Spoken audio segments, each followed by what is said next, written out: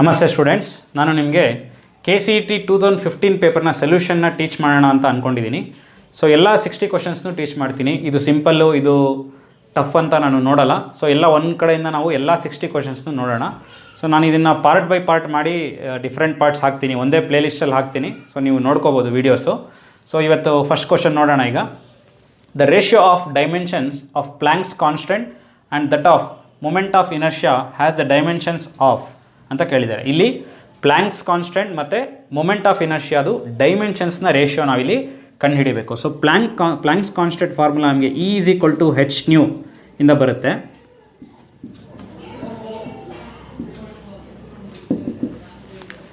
So ಇಲ್ಲಿ H is actually Planck's constant, nu is frequency, E is energy.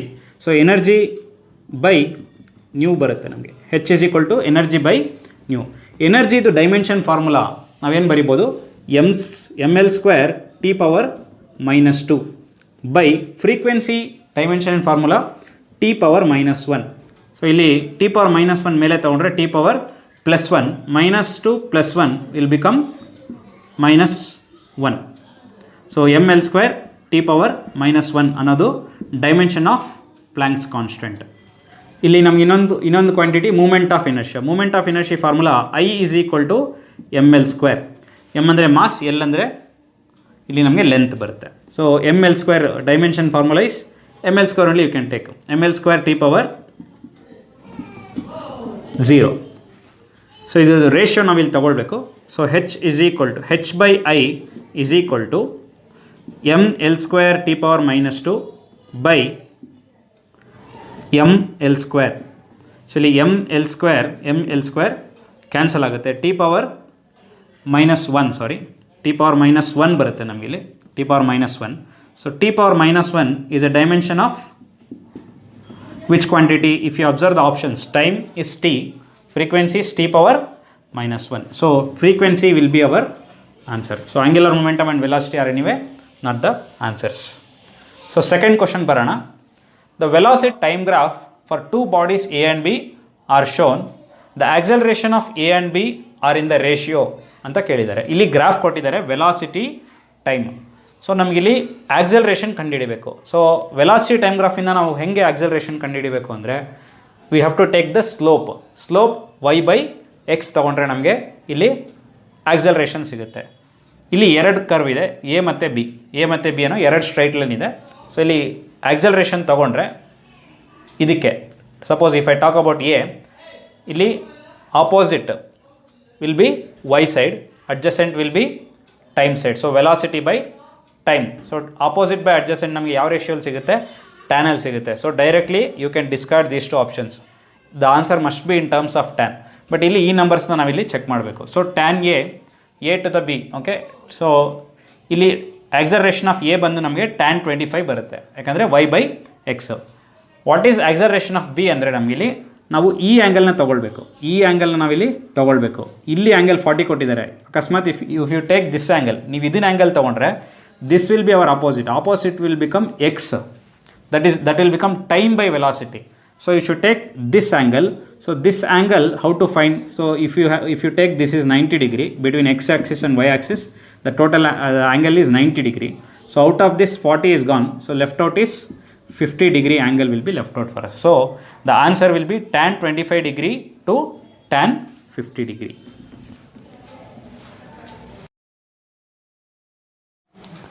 Third question ನೋಡೋಣ.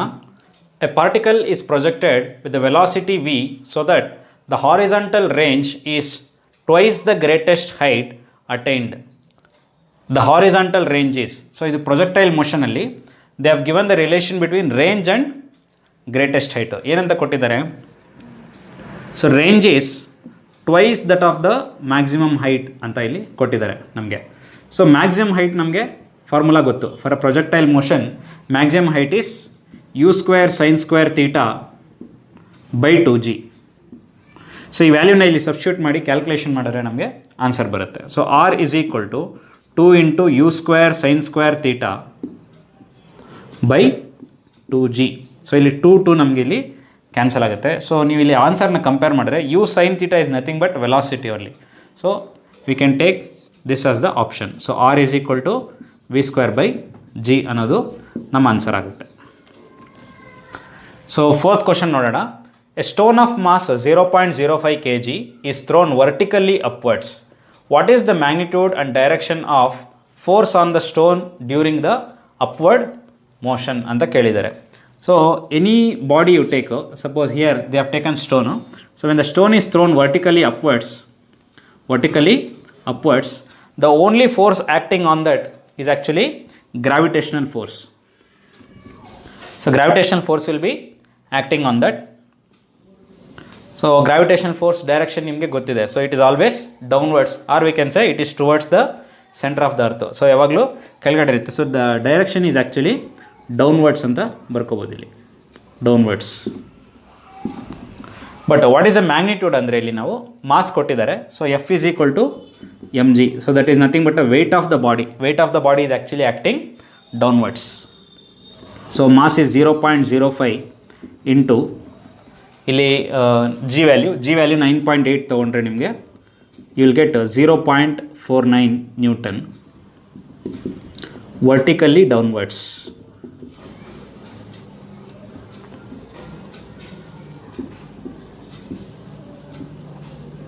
ಇದು ನಮ್ಮ answer.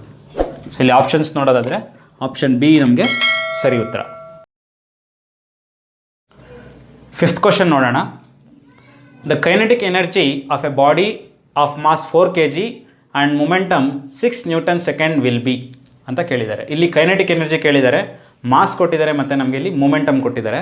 So ನಮಗೆ kinetic energy ಮತ್ತು ಮೊಮೆಂಟಮ್ ಮಧ್ಯೆ ಇರೋ ರಿಲೇಷನ್ನ ತೊಗೊಂಡ್ರೆ ಇಲ್ಲಿ ಆನ್ಸರ್ನ ಕಂಡುಹಿಡಿಬೋದು. So kinetic energy is equal to p²/2m ಅನ್ನೋದು ನಮ್ಮ relation between kinetic energy and momentum. So momentum ಕೊಟ್ಟಿದ್ದಾರೆ, ಮಾಸ್ ಕೊಟ್ಟಿದ್ದಾರೆ, ನಾವಿಲ್ಲಿ ಸಬ್ಸ್ಟಿಟ್ಯೂಟ್ ಮಾಡಿ ಆನ್ಸರ್ ಕಂಡುಹಿಡಿಬೋದು.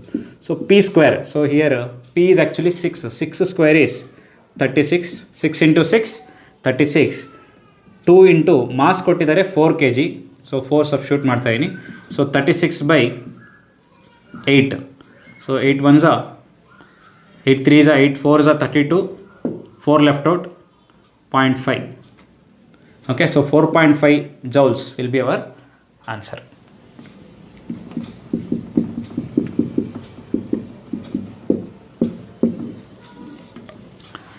Sixth question ನೋಡೋಣ.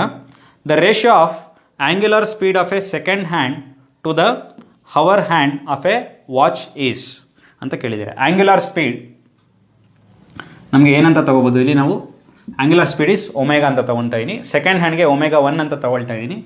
ಹವರ್ಸ್ ಹ್ಯಾಂಡ್ಗೆ ω2 ಅಂತ ತೊಗೊಳ್ಳೋಣ. ಅದ್ರದ್ದು ರೇಷಿಯೋ ನಾವಿಲ್ಲಿ ಕಂಡುಹಿಡಿಯೋಣ. ಸೊ ಇಲ್ಲಿ ಸೊಲ್ಯೂಷನ್ ಇಲ್ಲಿ ಮಾಡ್ತಾ ಇದ್ದೀನಿ. So ω1 is equal to for a hours, for a second hand time period is actually 60 seconds. Time period is 60 seconds. We know that omega is equal to 2π/t. So 2π/60. So similarly ω2 is equal to 2π/t. So here t is actually time period for a hour hand. So what is time period? Time taken to complete one complete revolution. So your second hand will complete one complete revolution in 60 seconds. So only I have taken time period as 60 seconds. I think you have understood now. So here for a hour's hand to complete one complete rotation, it should take 12 hours. Yes or no? So 12 hours a second hand would take.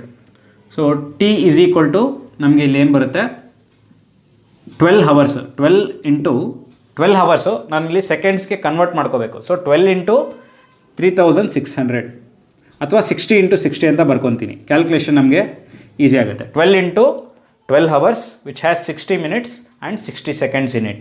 So time period for this is t into 60 12 into 60 into 60. So ಇಲ್ಲಿ substitute ಮಾಡಿದ್ರೆ ನಮಗೆ 2π/12 into 60 into 60 ಬರುತ್ತೆ.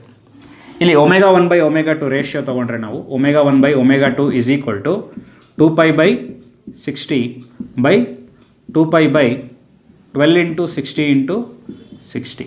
So ಇಲ್ಲಿ 2π cancel ಆಗುತ್ತೆ. 60 and 60 also will cancel. So this 12 into 60 will go to numerator. So that is 12 into 60/1. So 12 into 60 is 12 6 is 72. So 720 by 1.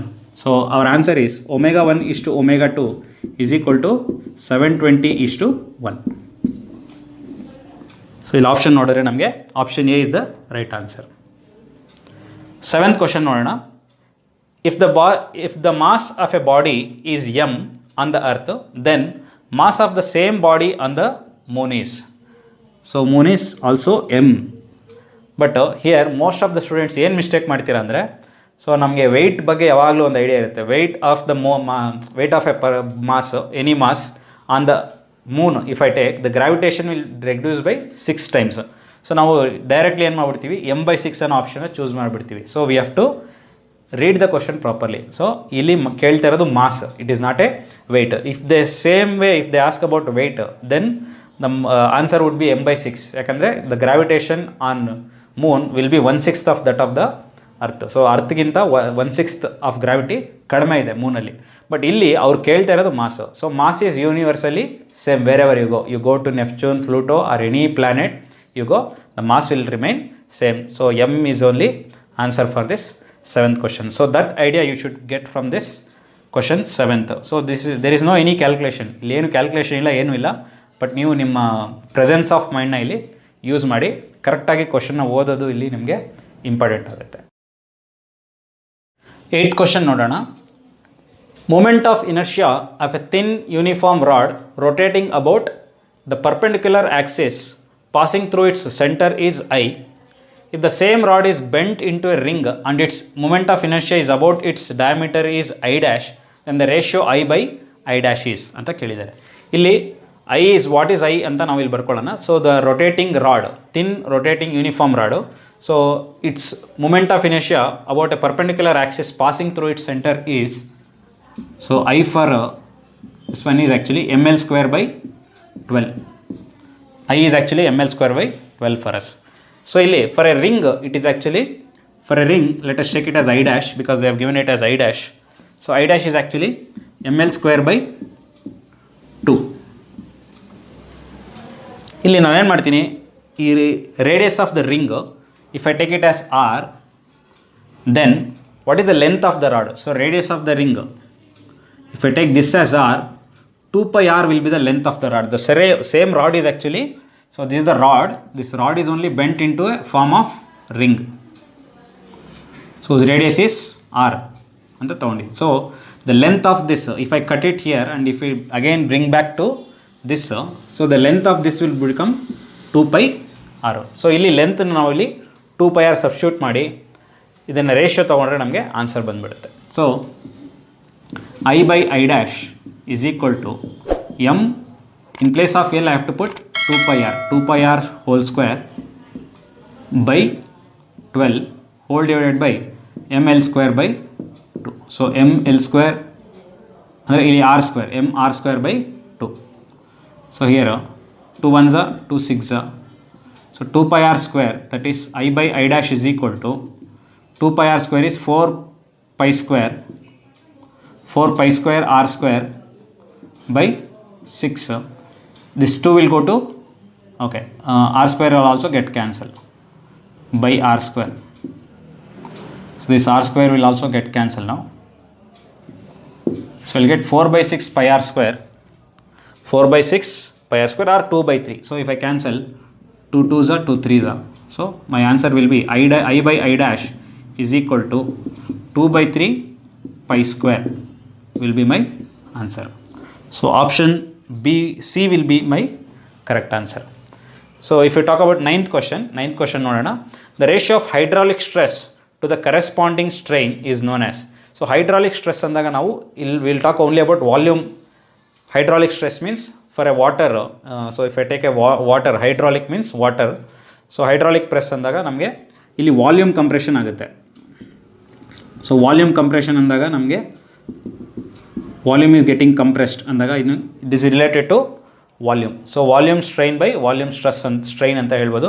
So that is nothing but bulk modulus ಅನ್ನೋದು ನಮ್ಮ answer.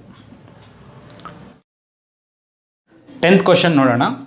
The efficiency of a Carnot engine which operates between the two temperatures T1 is equal to 500 Kelvin and T2 is equal to 300 Kelvin is ಅಂತ ಕೇಳಿದ್ದಾರೆ. So ಇಲ್ಲಿ Carnot's engine efficiency formula eta is equal to T1 minus T2 by T1 ಅಂತ ನಮಗೆ ಬರೀಬೋದು.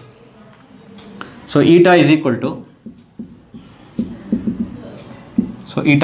T1 is 500, T2 is 300. So substitute ಮಾಡ್ತಾ ಇದ್ದೀನಿ ಇಲ್ಲಿ 500 minus 300 by 500 ಅಂತ ಬರುತ್ತೆ. So 500 minus 300 is 200 by 500. 200 by 500. So zeros get cancelled. 2 by 5 into 100 if I do, I'll get the percentage. So eta is equal to 5 ones are 5 twos are 10. So 20 into 2 is 40% will be our answer.